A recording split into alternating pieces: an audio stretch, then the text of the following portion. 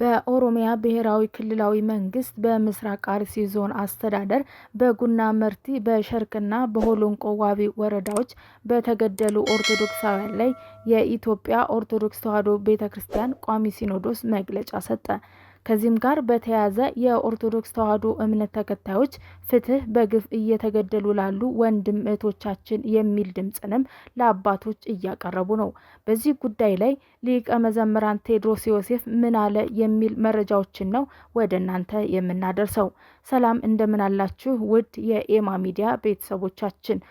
ሌሎች መረጃዎችም እንዲደርሳችሁ ኤማ ሚዲያን ላይክ፣ ሼር፣ ሰብስክራይብ ማድረጋችሁን አትዘንጉ። ወደ መረጃችን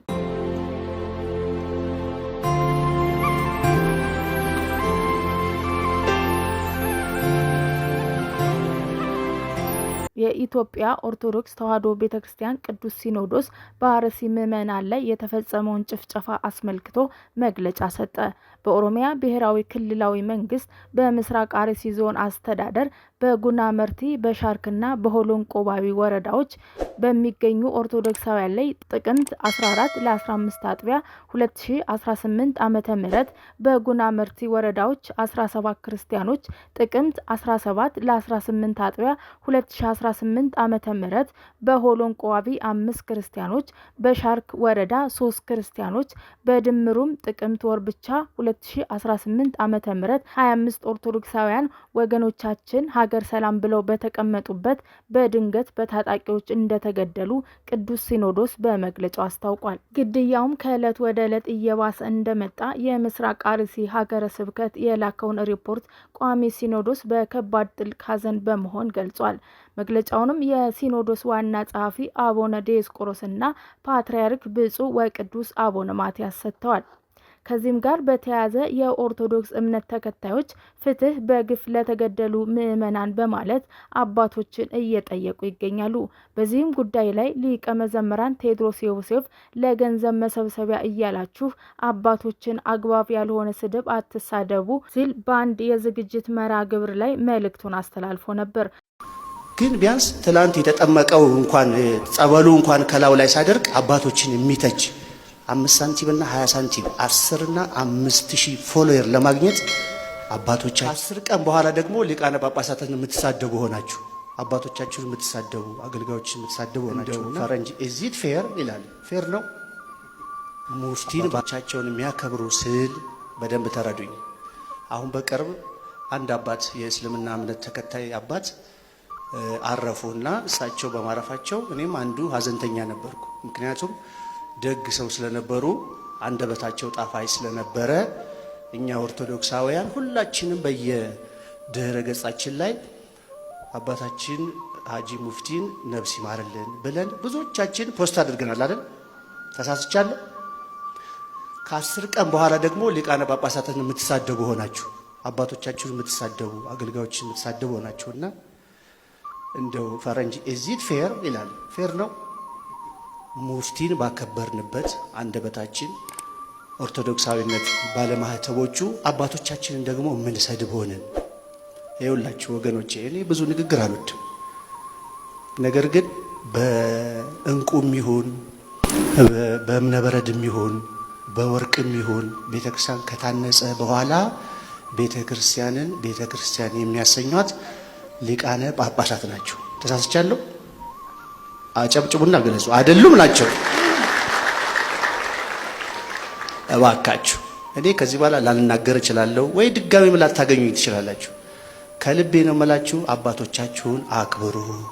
ነገ ሙፍቲ ተነስተው ህንፃ ቤተክርስቲያን አያሳንጹልህም። ነገ ሙፍቲ ተነስተው ቤተክርስቲያን አይባርኩልህም። ይኸው እየሞትን እየተገደልን እንደሆነ እውነት ነው። ይሄ የሚታይ ምድር ላይ ያለ እውነት ነው። ነገር ግን የተረፍነውንም ሁሉ ለማገልገል አባቶች ያስፈልጋሉ፣ አገልጋዮች ያስፈልጋሉ። በጣም ጥንቃቄ ያስፈልጋል። ትናንትና እንደ ማህበራዊ ሚዲያ ነበረ ከኦርቶዶክስ ቤተክርስቲያን ከኢትዮጵያ ኦርቶዶክስ ተዋሕዶ ቤተክርስቲያን ወደ ኢትዮጵያ ኦርቶዶክስ ተዋሕዶ ቤተክርስቲያን ከሌላ እምነት የመጣ ሰው ብዙ ነገር ይናገራል። አባቶቻችሁ እንዲያደርገው በእናንተ ዘመን እንዲሆኑ በእናንተ ዘመን ሞት ሆኖ በእናንተ ዘመን ቃጠሎ ሊሆን ይችላል። አዎ ግን ቢያንስ ትላንት የተጠመቀው እንኳን ጸበሉ እንኳን ከላው ላይ ሳደርቅ አባቶችን የሚተች 5 ሳንቲም እና 20 ሳንቲም 10 እና 5000 ፎሎወር ለማግኘት አባቶቻችሁን የምትሰድቡ የምትነቅፉ ለጊዜው ትንሽ ፊጥ ስላላችሁ በእውነቴ ነው የምላችሁ። እኔ ንግግር አልወድም። ለትንሽ ሳንቲም ለ5000 ለ10000 ፎሎወር ብላችሁ አባቶቻችሁን ክብር ማሰጡ በታሪክ ተወቃሽ ትሆናላችሁ። ቤተክርስቲያንም እያሳጣችሁን ነው፣ አባቶቻችንንም እያሳጣችሁን ባዶ ልታደርጉን ነውና በማህበራዊ ሚዲያ የምትጽፉትን የምትናገሩትን ተጠንቀቁ እባካችሁ እባካችሁ። ደግሜ ላለው በወርቅ በእንቁ በእምነበረድ ቤተክርስቲያን በብዙ ወጪ በብዙ ድካም ብናሳንጽ መተው በሜሮን የሚያከብሩልን ብፁዓን አበው ሊቃነ ጳጳሳት ናቸው። በፍጹም እንደው በምትወዳ ድንግል ማርያም ካፋችሁ በማጠፋው ድንግል ማርያም ይዣችኋለሁ። አንደበታችሁን ከማህበራዊ ሚዲያ ጠብቁ። ስፔሻሊ ደግሞ አባቶቻችሁን በመንቀፍ ክብር የለም፣ ነገ ያስፈልጉናል። እሺ ወንድሞች። ሆኖም ግን ብዙሃኑ ገንዘብ ለማግኘት የምትል አንተስ ብትሆን ሶሻል ሚዲያ ላይ በመጠቀም አይደለም ወይ ገንዘብ የምታገኘው? እኛ አባቶችን ፍትህ አሰጡን ዝም አትበሉ ነው ያልነው። ልጆቻችሁ ሲገደሉ ዝም አትበሉ ማለት ነውርም አይደለም ሲሉም ብዙዎቹ እየተቃወሙት ይገኛሉ።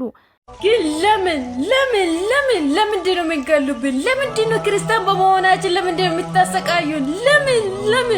ለምንድን ነው የአርሲ ህፃናት የሚረግፉት? ለምንድን ነው እንደ ቅጠል የሚረግፉት? ለምንድን ነው እንደ ሰፌድ የሚሰፉት? ለምንድን ነው እናትና ልጅ የምትነጣጥሉት?